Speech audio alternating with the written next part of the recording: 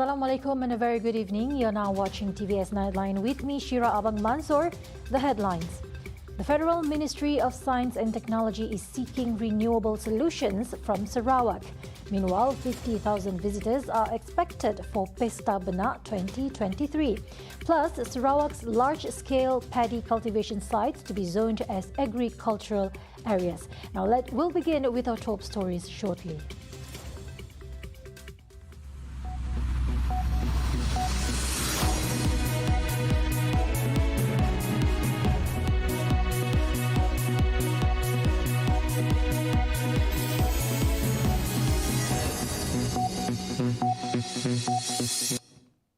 Ministry of Science, Technology and Innovation, MOSTI, seeks to collaborate with Sarawak in the development of hydrogen and renewable energy sector.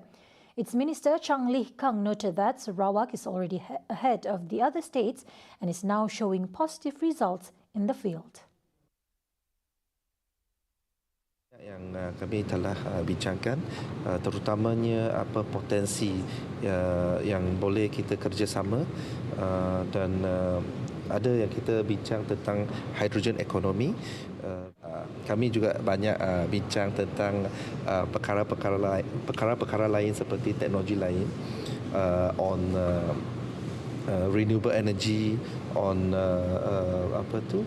microalgae, on aviation fuel, etc. Banyak dia macam satu kelas sains lah. but kita dalam tu kita dapat explore lah banyak potensi di mana kita boleh kerjasama lah, termasuk juga dalam sektor semiconductor. He said this after paying a courtesy visit to the Premier of Sarawak, Dato' Patiki Tan Sri Abang Johari Junopeng at Wisma Bapa Malaysia on Friday. He added MOSTI is now spearheading the National Energy Transition Roadmap and Hydrogen Economy and Technology Roadmap.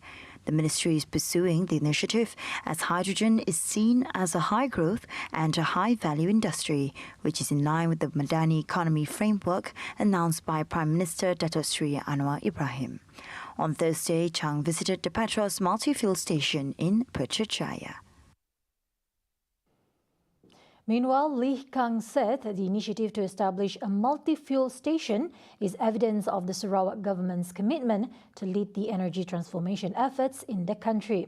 He explained that the initiative that is implemented through SEDC Energy Sdn Bhd, a subsidiary of Sarawak Economic Development Corporation, SEDC, is a significant step forward in creating a more sustainable and innovative energy ecosystem. The statement was issued following his visit to the Petros multi-fuel station to observe the progress of the integrated hydrogen refueling station, which is a crucial effort to promote the use of hydrogen as a clean and sustainable energy source. He said that his initiative could boost the use of hydrogen for green mobility and support the government's initiatives to achieve greenhouse gas reduction and decarbonization goals. Chang said the hydrogen-based energy ecosystem in Malaysia is aligned with the National Hydrogen Agenda through the Hydrogen Economy and Technology Roadmap, which is set to be launched soon. He added that HETR is expected to establish a hydrogen economy in Malaysia, generating national income of up to 12.1 billion ringgit and contributing between 49 billion ringgit and 61 billion ringgit to the national gross domestic product by 2030. More than 50,000 visitors are projected to converge on Simangang for the tidal bore natural phenomenon, also known as PESTA BENAK 2023, slated from September 29th to October 1st. Sri Aman Division resident Abang Muhammad Porkan Abang Budiman expresses optimism that this significant influx of visitors could have a positive impact on the socio-economic well-being of the local community. So kita karnival sempena Pesta Benak sedang berlangsung pada minggu ini. Dan seperti kata yang Muhammad Datuk tadi, kita sedang rancak dalam menjana pendapatan pada orang Siaman, di mana dijangkakan dengan kedatangan orang yang lebih 50,000 akan datang di Siaman. Sudah tentu menarik minat untuk mengunjungi bandar Siaman yang menarik, dan sudah tentu akan menjadi meningkatkan ekonomi orang-orang Siaman khasnya yang terlibat dengan perdagangan dan sebagainya.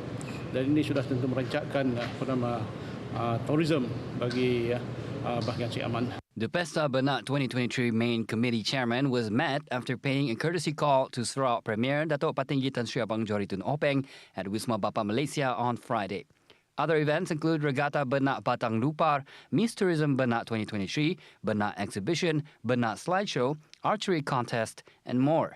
Meanwhile, Regatta BENAK Chairman Michael Senyisin announced that 46 teams have confirmed their participation, which is in its 20th edition.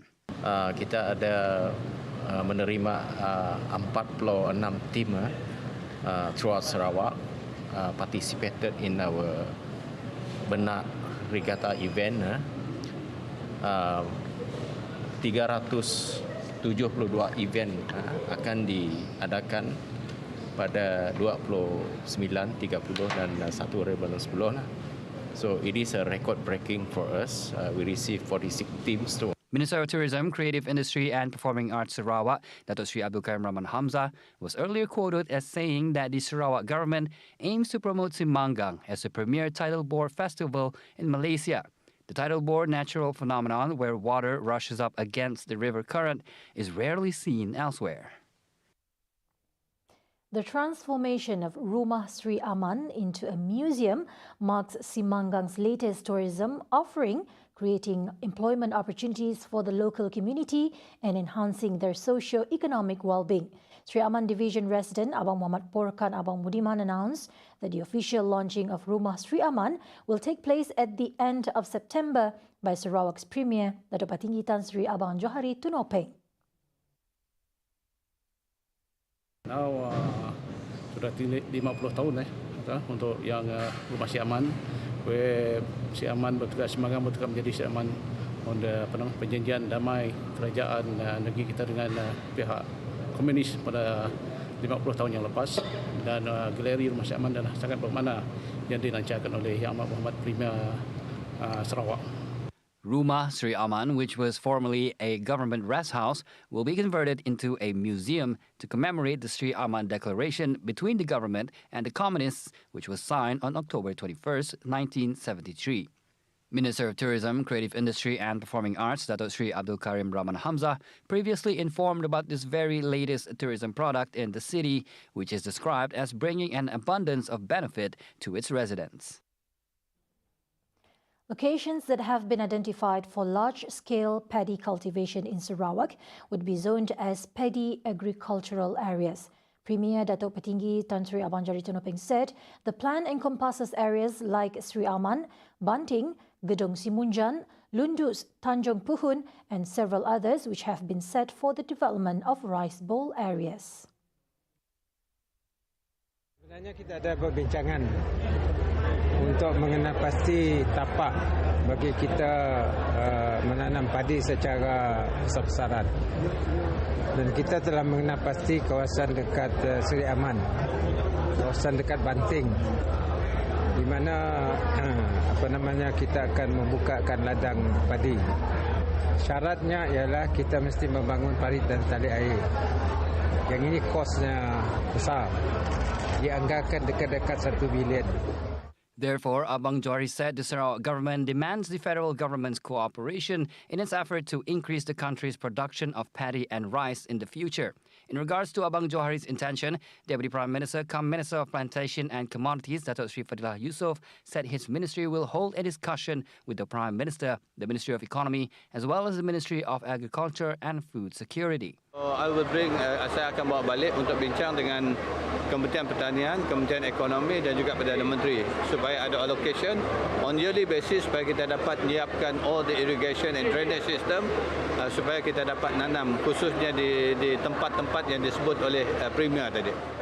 He said this during the opening ceremony of the Sarawak AgroFest 2023 at Celebration Square in Jalan Stadium, Kuching earlier today.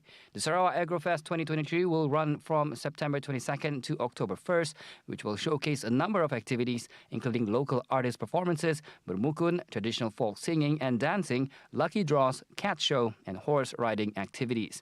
The 10-day event will see more than 200 exhibitors from the agricultural industry, agencies, entrepreneurs, corporate and private sectors, including international players.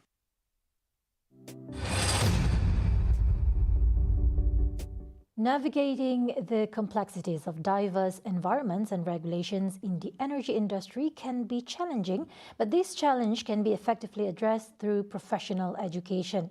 Chief Executive Officer, CEO of Institute Technology Petroleum Petronas, INSTEP, Idris Ibrahim, highlights the institution's commitment to overcoming these challenges through a sustainable approach as demonstrated by their green agenda on campus. So Malaysia is blessed also, I think. We do have some of the fields that, though now maybe all been extracted, can be used as a storage. Yeah. So I'm sure this is very interesting, but it's not easy. It may cost a lot of investment, but I think for the sake of environment or for the sake of this is important to have in our mind. If we don't do that, it may affect the license to operate, right? Petronas also involved in some of other renewable energy. For example, I mentioned to you on solar, and I mentioned to you about this place is also equipped with some solar. On Gentari is working together with us closely. And last but not least, we're talking about on the maintenance. We are also preparing what we call it remote autonomous operations. Yeah, we have tested some of those at our training plant as a test bed, and also we're preparing some of the training module to prepare the people who are going to run this later. He said this in an exclusive interview with TVS at INSTEP Institute located at Bukit Rakit, Kuala Terengganu recently. The institute also promotes sustainable lifestyle choices among students. In other words, we made it deliberately. It's not just simply, but create a module being part of the component being taught. In addition to what they see around them, there are many components that involve what we do in order to reduce our carbon footprint. Yeah. Some of our energy here derived from solar power. Yeah, we have almost 30% of the energy required for running INSTEP that's generated from our solar. Yeah. Second, students should be aware around them. All the lighting the rooms, the classrooms and everything, all this using low energy, bulb.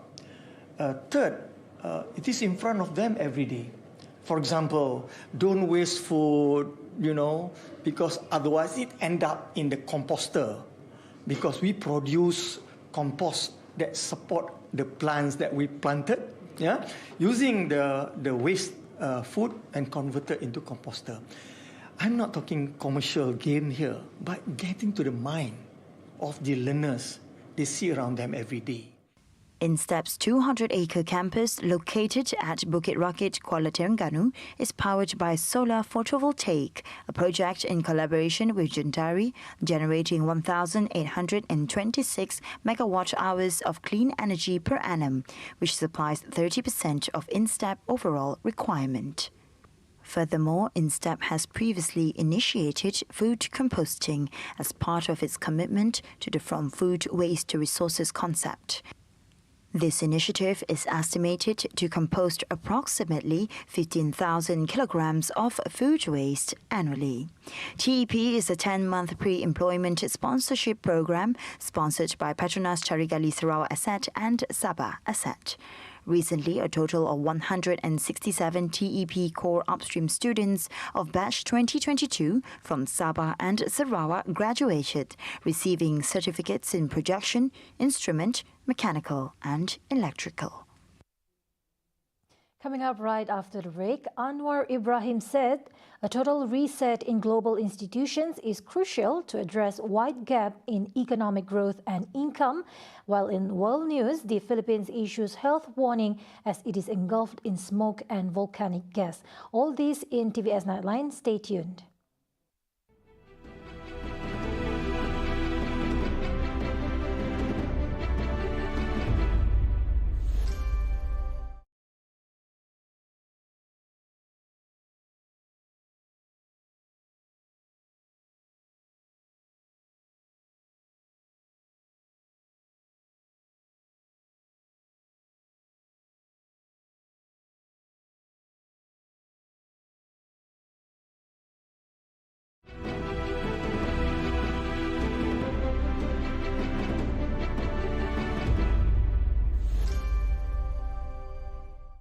Welcome back. A drastic systemic reform and a total reset of the global institutions is crucial in addressing the wide gap between economic growth and income, which leads to continuous disparity. In his national statement at the 78th UN General Assembly, Prime Minister Datuk Seri Anwar Ibrahim said if this is not addressed, the world would continue to face widening inequalities setting apart nations and people. 2023 SDG report has confirmed that we are falling behind, with nearly a third of the targets either at the state of inertia or worse, regressing. The global economy is also projected to continue to be weighed down by geopolitical uncertainties, supply chain disruptions, increase in commodity prices, as well as challenging financial conditions. This has widened the gap between economic growth and income, leading to a continuous disparity. As the growth in income fails to match economic growth, households become burdened with debt. We now have the super rich living side by side with the ultra poor. The contrast lies starkly in the things that matter: food on the table, shelter, access to quality education, healthcare. Prime Minister Datuk Seri Anwar Ibrahim's efforts to attract investors to Malaysia continued with separate meetings with 4 giant companies, namely Google, Boeing, Medtronic and Siemens Healthineers. In a statement issued by the Prime Minister's office, Anwar, who is also a finance minister, said these companies also expressed their desire to expand their operations and business in Malaysia. On Thursday morning, Anwar had a meeting and interaction with 15 Fortune 500 United States companies, including Airbnb, Amazon, Amazon Web Services, Boeing, ConocoPhillips, and Kimberly-Clark at the Harvard Club in New York. The opportunity was also used to exchange views related to economic needs of developing countries to be given a fairer opportunity, especially in the increasingly challenging world economic environment. Plantation and Communities Minister and Deputy Prime Minister Dato' Sri Fadillah Yusof is scheduled to embark on an official visit to India from September 24th to 28th, 2023. In a statement today, the Ministry of Plantation and Communities said the visit is to strengthen bilateral ties and explore opportunities for collaboration in the plantation and commodity sector between both nations. And the visit will also feature a series of high-level meetings with key government officials and other relevant stakeholders, focusing on discussions regarding trade, agriculture, food security and safety. One of the highlights of the visit will be engagements with the Telangana state government and the Telangana oil palm farmers and smallholders. Fadillah will be accompanied by a high-level delegation, including representatives from the Malaysian Palm Oil Board, Malaysian Palm Oil Council, Malaysian Rubber Board and Federal Land Development Authority, or FELDA. Meanwhile, the ministry said during the visit, Fadillah is also scheduled to attend the second Sustainable Vegetable Oil Conference organised in collaboration with the Council of Palm Oil Producing Countries. The conference will bring together key stakeholders in the vegetable oil industry to discuss global trends and sustainable practices. India is the 4th largest trading partner for Malaysia's agri-commodity sector.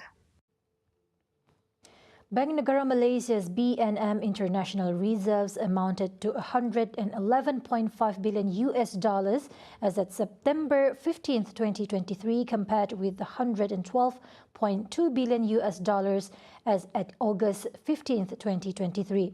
The central bank on Friday said that the reserves position was sufficient to finance 5.2 months of imports of goods and services and was 1 time the total short-term external debt. The main components of the international reserves were foreign currency reserves, International Monetary Fund reserves position, special drawing right SDRS, gold and other reserve assets. Meanwhile, total assets stood at 623.8 billion ringgit, comprising gold and foreign exchange and other reserves. BNM said capital and liabilities comprise paid-up capital of 100 million ringgit, reserves at 178.88 billion ringgit, currently in circulation, which is 157.86 billion ringgit, and deposits by financial institutions at 168.75 billion ringgit. After a lifetime of being surrounded by Muslim friends, national bowling athlete Nerosha Keligit Tiagarajan has opened her heart to Islam. The 27-year-old Nerosha recited the Shahada in front of Muhammad Jaiz Mariapan Abdullah, an officer of the National Muslim Welfare Association PERKIM, at its headquarters on Thursday. Through a post on PERKIM's Facebook page, Sarawak-born Nerosha said she gravitated towards Islam and she was surrounded by practicing Muslim friends in her daily life. She shared how she often asked her friends about the pillars of Islam, such as salat, fasting, and other forms of worship. Following her conversion, she is setting her sights on learning and deepening her understanding of Islam through the PERKIM Islamic Studies course held every weekend. Speaking further, she said she intends to marry her partner and national rugby player Muhammad Sofyan Kamil next year. Nerosha is a standout athlete in bowling when she won gold in the 2017 World Championship in Las Vegas, USA. She also won silver at the 2021 SEA Games in Hanoi after securing second place in the women's team category.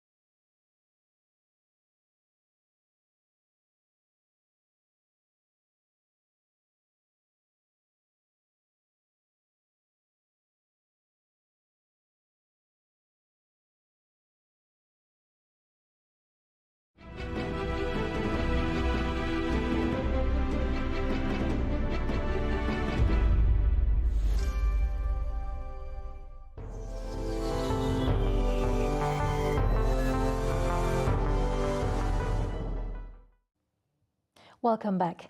Now for some global updates, a small but restive volcano near the Philippine capital Manila spewed above average sulfur dioxide and volcanic smoke on Friday, prompting authorities to close schools in dozens of cities and towns and to urge people to stay indoors. The State Volcanology and Seismology Institute said it observed upwelling of hot volcanic fluids in the Taal volcano's crater lake, resulting in the emission of volcanic gases. Heavy pollution also shrouded buildings in the capital region in haze. The alert remained at level 1 on a 5-level scale, denoting a slight increase in volcanic earthquake and steam or gas activity. The Civil Defense's Southern Manila office said they received reports of respiratory illnesses in the province due to intoxication from the volcanic smog. Volcanic smog, or VOG, consists of fine droplets containing volcanic gases such as sulfur that can irritate the eyes, throat, and respiratory tract. Classes were suspended in several cities in the capital region and in dozens of towns and cities in Cavite, Laguna, and Batangas provinces. The Aviation Authority, meanwhile, on Friday told pilots to avoid flying close to the volcano's summit. Located in a scenic lake in Batangas province near Manila, the 311-meter Taal is among the most active of 24 volcanoes in the Philippines. In January 2020, Taal volcano spewed a column of ash and steam as high as 15 kilometers, forcing more than 100,000 people to evacuate and dozens of flight cancellations as heavy ash fell as far away as Manila. Brazilian indigenous people erupted into celebration after a majority on Brazil's Supreme Court overwhelmingly voted against a cutoff date limiting indigenous land claims. Many of the demonstrators gathered outside the Supreme Court in Brasilia while waiting for the vote on a law that sought to block rights to land that indigenous people did not live on in 1988.